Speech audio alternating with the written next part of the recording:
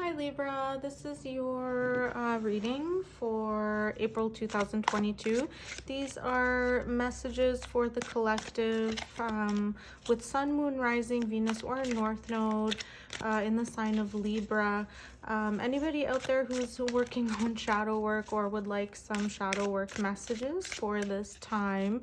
So I know I'm running a little bit behind on these readings. I got caught up with some other responsibilities with work, but I felt compelled that I really needed to get these messages out for the collective during the last couple of weeks for April. So take what resonates, leave what doesn't. If this reading does resonate with you, please like, comment, and subscribe to my channel.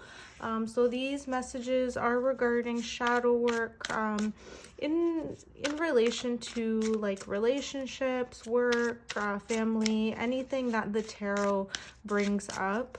I know love readings are the most popular, the most sought out after.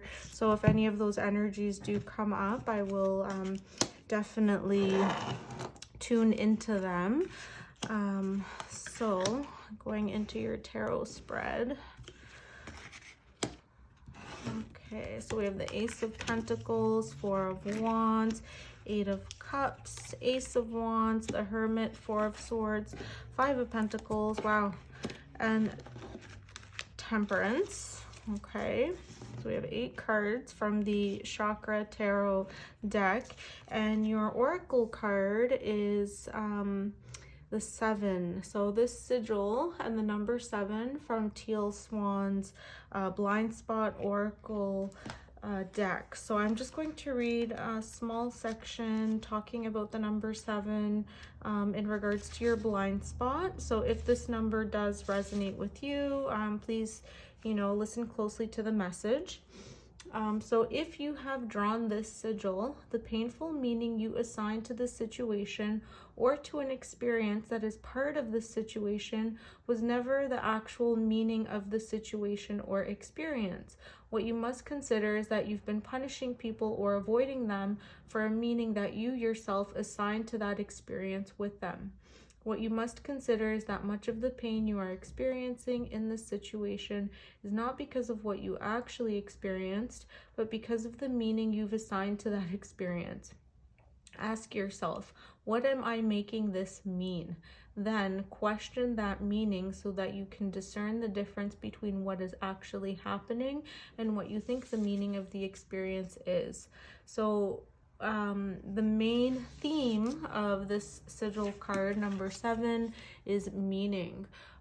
So in regards to an experience that you've recently encountered or had in regards to a relationship or again an experience, perhaps there was an emphasis on, a painful meaning. So you were attributing like a type of meaning that wasn't true to the events. It was something focused on your own inner shadow work, in regards to pain or almost like punishing yourself and making the experience more painful than it needed to be, and because of that going through some type of pain. And I am seeing here with the 5 of coins, the 5 of pentacles, this is the card of being left out in the cold, like loss of faith.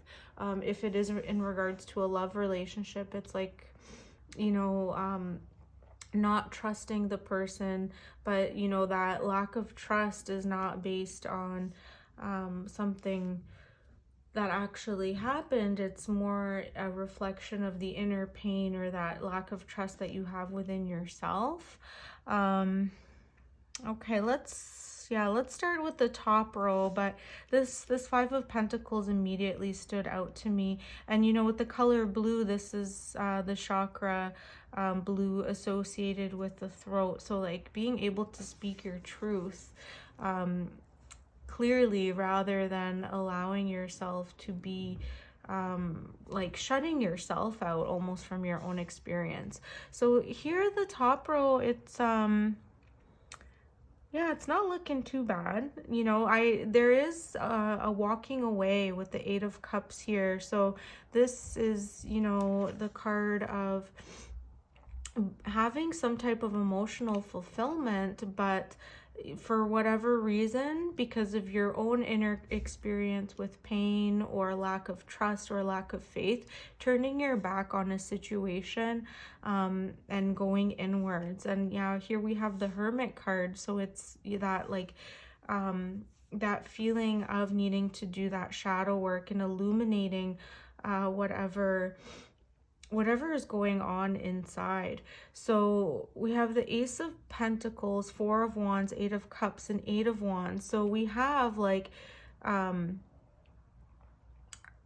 type of beginnings. So there are like, it's almost like a new experience or something new that you're feeling or encountering. And with the Four of Wands, this is like twin flames, like 1111. So that number might be popping up for you at this time. You know, if it is, you know, just pay close attention to the synchronicities. Usually with these like power numbers or angel numbers, it's, you know, for me, one of the ways that I like to see it is like the universe is telling you that you are on the right track and that you're being supported. And then with this Ace of Coins and Ace of Wands, it's like, even though you might be experiencing something painful or like a lack of faith or a lack of trust in a relationship, that's your own shadow work. And everything that we experience on this planet is a reflection of our own inner state of being. So it's like whatever that we see within ourselves, like that's reflected outwardly. And I feel like that's, you know, that shadow work that you're going through right now, like discerning the meaning behind like your experience and seeing that like outward reflection of your experience in that relationship. So like the relationship that you're encountering or experiencing is a reflection of your own relationship within yourself. So whatever you're turning your back on here, it's almost like, you know, for me, like when I personally started getting a lot of these like synchronicities or, you know, things in the universe just lining up a little bit too too fluidly, I had that like sensation where, okay, like I need to turn inwards, because you almost do start to lose like a lack of trust in your own perception, because, you know, when you're going through that spiritual process of awakening, it can be very like you might be losing a sense of grounding here. And that's the like that's the vibe or the sense that I'm getting from this reading. Even though it's not like quite appearing in these cards, there is, you know, like repeating numbers, aces, 11, 11. And then with this Eight of Cups, you know, just deciding to turn your back and then go inwards with the Hermit. And this is, you know, again with the Four of Swords, going into states of sleep or meditation, or even if you're into like yoga nidra, like guided rest, where you're able to go deep into the psyche and really figure out what's going on. The Temperance card is like finishing your tarot spread here, and that's a beautiful card to end with, because it's like showing you that there is balance that's being restored, even though there's like this experience of a lack of faith, like losing faith in something.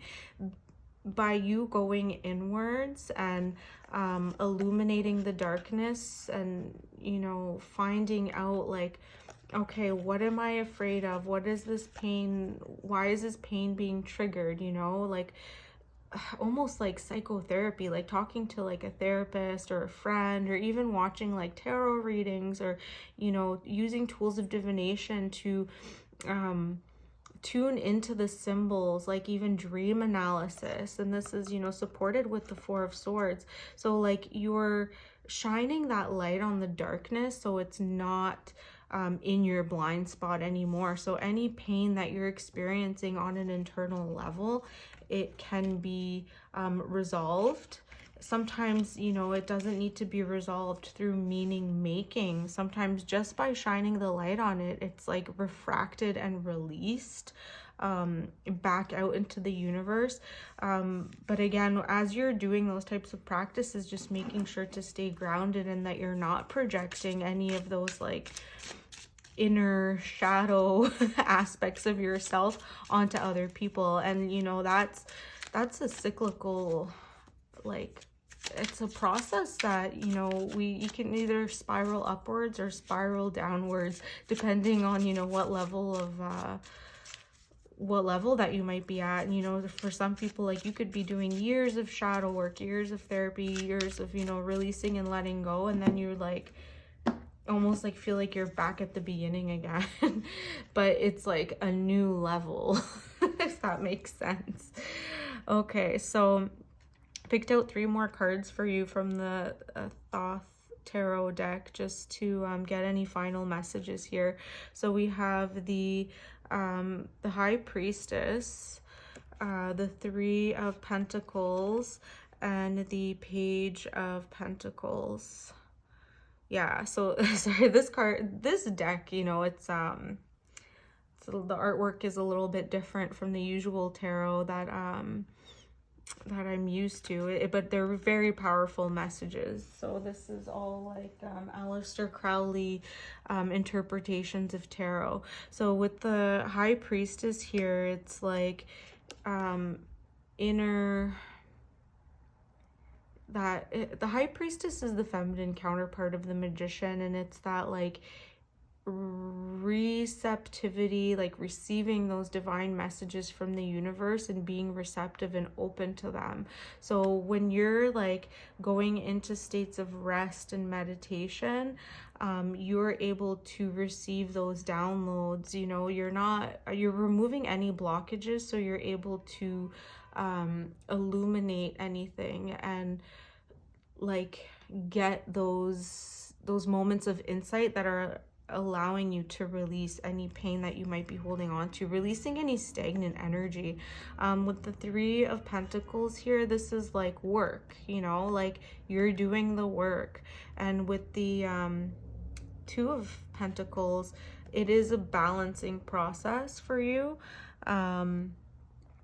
where, you know, it's sometimes when we're doing shadow work, it's like you're like leading a double life sometimes, because you could be like, you know, caring about your normal mundane life, and then, you know, in your 9 to 5, but then doing all this like spiritual work, shadow work, like going deep within. It's like you're looking on the other side. So that priestess, you know, High Priestess card with the 2 of Pentacles, it's like you're learning how to balance the work of doing the shadow work, where it's not becoming this like overwhelming process.